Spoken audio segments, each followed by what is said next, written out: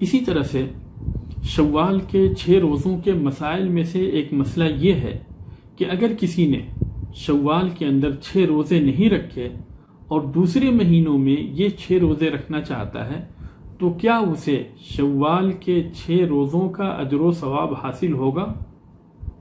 یقیناً اسے یہ اجر و ثواب حاصل نہیں ہوگا۔ کیوں؟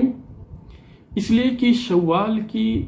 خصوصیت کا مقصد یہ ہے کہ انسان نیکی کے اندر جلدی کرے اور اس غنیمت سے فائدہ اٹھائے، اس موقع کو غنیمت جانے اور اس سے فائدہ اٹھائے۔ اور جب شوال کا مہینہ ختم ہو جائے گا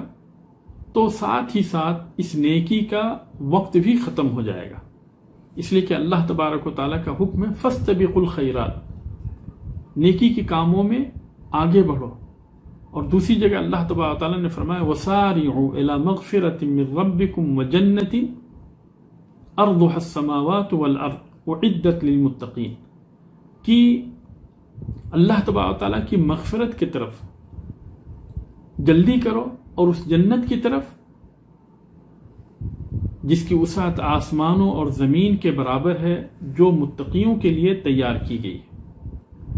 تو یہاں اللہ تبارک و تعالیٰ نے ہمیں نیکی کے لیے جلدی کرنے کا حکم دیا ہے کہ ہم اس کی طرف جلدی کریں، اس کی طرف ہم آگے بڑھیں۔ اسی لیے اگر کوئی انسان شوال کے ان 6 روزوں کو شوال کے بجائے کسی دوسرے مہینے میں رکھتا ہے تو اسے وہ اجر و ثواب حاصل نہیں ہوگا، اس لیے کہ اگر دوسرے مہینے میں بھی روزہ رکھنے سے یہی اجر و ثواب حاصل ہونے والا تھا تو پھر شوال کی خصوصیت کا کوئی معنی ہی نہیں رہ جاتا، کوئی مطلب ہی باقی نہیں رہ جاتا۔ اس لیے جو ہے یہ ضروری ہے کہ اگر ہم شوال کے 6 روزوں کا اجر و ثواب حاصل کرنا چاہتے ہیں تو شوال کے اندر ہی ان 6 روزوں کو رکھیں،